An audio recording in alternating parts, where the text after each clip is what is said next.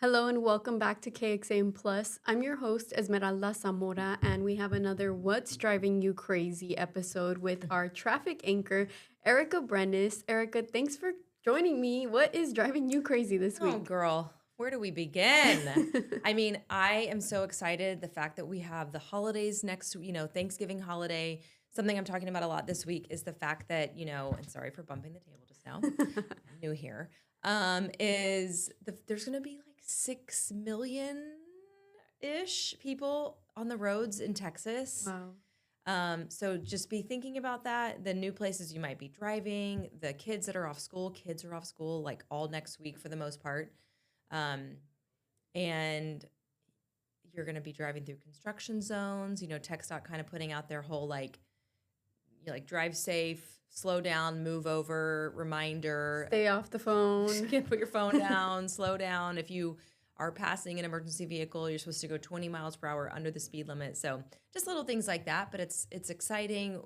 I took the family to Peppermint Parkway last night. We're going to Longhorn Lights tonight. We have Mozart's Lights coming up tomorrow. I mean, we're going to take Santa pictures on Saturday. It's just like bing, bang, bong, so much going on. The holidays have begun. They have begun. And don't forget, the University of Texas has a home game on Saturday.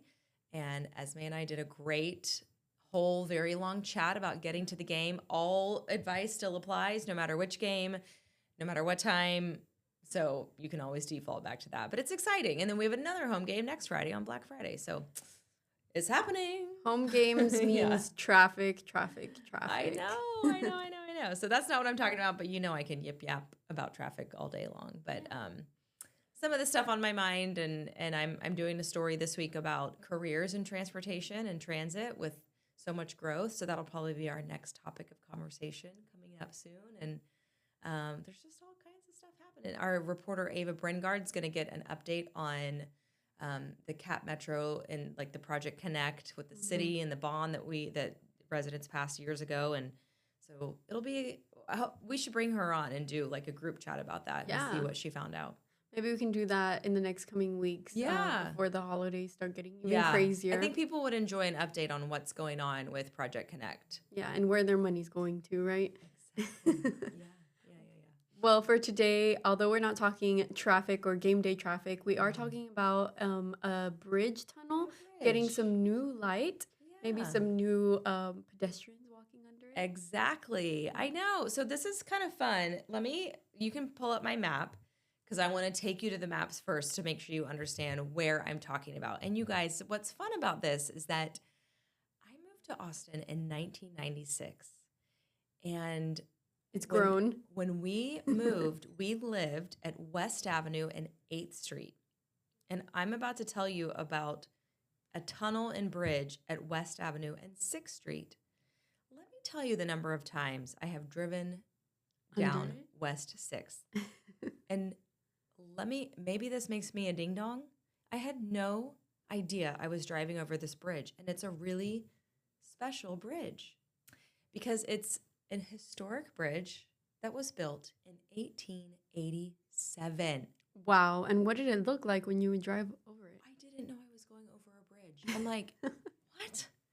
Had no idea until I did this story last week. And so the Shoal Creek Conservancy just did an upgrade to the tunnel below the bridge at 6th Street and West Avenue. Wow. So, okay, for those who maybe are new to Austin, you're going to know this landmark, Sammy's Italian restaurant. Are you familiar with that Italian restaurant, Sammy's on West 6th? It used to be an iconic hamburger joint called Hut's Hamburgers. But Sammy's is owned by a local guy, hometown guy, Larry McGuire, who is part of the McGuire Mormon Hospitality Group. They have like Jeffrey's and Perla's and Clark's and Fressa's, and the list goes on and on. So Josephine House. And so it is a very locally owned establishment now that it's Sammy's. It's just no longer Hut's. So this is right where I'm talking about, which is crazy because I'm telling you I've driven over this bridge a bajillion times. So right there is Shoal Creek. Yeah. And, it's changed so much because there's now so much development and so much growth around there. You have residential, new apartments, new condos that have gone up, all by like the Whole Foods, and Whole Foods plays a funding part of this story as well. But and so people are looking for safer ways to get around. And one thing that came up was underneath, and let me show you my next photo so I can show you the picture of this tunnel. Oh, it looks so like enchanted. I know, with the little like along Shoal Creek, and so one thing that people talked about was the lighting. You know, like, hey, I don't necessarily always feel safe walking or biking underneath this bridge through this tunnel because it can be a little dark, even during the day. You know, if it's cloudy and that kind of thing. Now that we are getting our sun setting a lot earlier, And too. it's just gloomier, you know, during the winter months, and every now and then you have a cloudy summer day, but not very often. And so, yeah, a lot of people, you know, use more and more and more and more people are making their way out to the trails, whether it's by bike or on foot, running, walking, pushing the kids, all that kind of thing, and discovering the trails that we have along it all around the Austin area and the hike and bike trail and how it's all connected. So it's really cool. You know, we know that the city and the powers that be, and they all focus on improvements, but it's cool to see when it happens. And so that was my story last week. But let me show you. It's actually funny. The lights. The lights. The graffiti was an interesting touch. When I first saw, I wasn't able to go to this Area. you know, ribbon cutting and the debut of this because I would have said, What is up with that Did we- graffiti?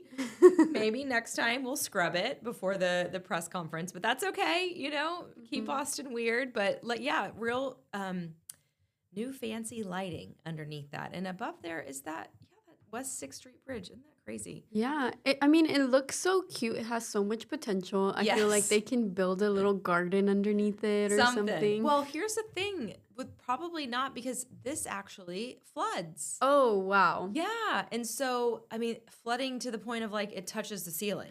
So you can't, is it going to mess up the lights? I mean, hopefully they took that into account. It does look like it's under some pretty like safe, you know, Tubing, wiring or whatever you'd wiring. call that. Like, yeah. I'm assuming that was all taken into account. But what's cool is that this bridge was built in 1887. Wow. It's actually older than the Texas State Capitol building. What? Yeah, by like a year or something. Wow. So right, they were born around the same time, but technically older. And it is one of Texas's oldest masonry arches. So I thought that was really cool too. That's why I was like, let me tell Esme about this. And it's located at the site of the first bridge in Austin. Wow. So I'm assuming this bridge has evolved over time. It is the first of first of first. Right? Isn't that crazy? And so there's 3 arches under there. And so that was significant as well. But I thought that was really cool. So one of Texas's oldest masonry arches. So this was a partnership. I'm just reading my notes so I don't get this wrong. Made possible through the Neighborhood Partnering Program from Austin Transportation and Public Works. They did a private and public funding match. So they had public funding and then private match. And one of the matching donors was Whole Foods, which is why I was like, that is significant to the story. And so Whole Foods is right there, like just on the other side, basically. So, you know, and It's a Whole Foods bridge. Whole Foods bridge. And it's like right, you know, you have the grocery store, but you also have their offices right there as well at 6th and Lamar. So it's just a couple blocks down, kind of behind like GSD&M. So that's another area that people are familiar with. But yeah, it's a Shoal Creek Conservancy that, you know, is in charge of maintaining the Shoal Creek Trail. And they said this is only one of many bridges and tunnels. And so their plan is to keep going north, you know, north of downtown and add better lighting and all of that so that more and more people feel safe and comfortable checking it out. Yeah, you know, I think something cool to follow up on with this bridge is after they've added all of the new lighting, cleaned them up a bit, taking pictures of how they're used now and then finding pictures of how they were used back then. That would be so cool. Yeah, when I did this story last week, I was actually looking up the Shoal Creek Conservancy at their website and looking for like really old pictures of this bridge. There weren't a whole lot, which I thought was interesting, but I wonder what it was used for, maybe just walking. Well, I mean, I would imagine in the beginning, it was just a bridge, right, to get you over over Shoal Creek, and then as it evolved, they added the trail, and more people used it for that type of use. But I would imagine at first, in 1887, people didn't go for runs. No. They weren't commuting by bike. Were they taking their dogs on walks? They weren't taking their dogs on a walk. So, you think like, oh my God, how much things have changed in practically 150 years. Mm-hmm. I mean, my math is off there, but you know what I mean. We're not that far from it being 150 years old, but closer than we want to think. So, yeah, I mean, habits have changed. I mean, just getting that sweaty. I know. For that kind of exercise. I picture like a girl with those big dresses and the big hair, just and the umbrella. Like the petticoat. The umbrella. Underneath the bridge. She was hopping onto like a horse and carriage and taking her ride down 6th Street from the Capitol or the Driscoll. Yeah. Yeah. Enjoying the views, the city views. I know. What a special place to have known Austin in the 1800s. Mm-hmm. I mean, I feel like, moving here in 96, I feel really cool and like I got to see something special. But can you imagine knowing it back then? Yeah. That would be great. I mean, there's a lot of we even did a story this week. I think it was yesterday on over the weekend, the Violet Crown Trail, which is getting expanded as well. And so there's just all this expansion of trails because at the end of the day, you want to provide people as many ways to get around and try to help Austin traffic and keep people out of traffic. And so I thought that was cool. But or if you're bored one day and you want to visit all of the oldest bridges in Austin. I know, go on a whole historic tour. But I felt so silly when I was like, wait, where is this? I'm like, how many times have I driven over it? 2 blocks away. But we were far enough away that and we didn't live there for long. And it's a hair salon at 8th and West Avenue.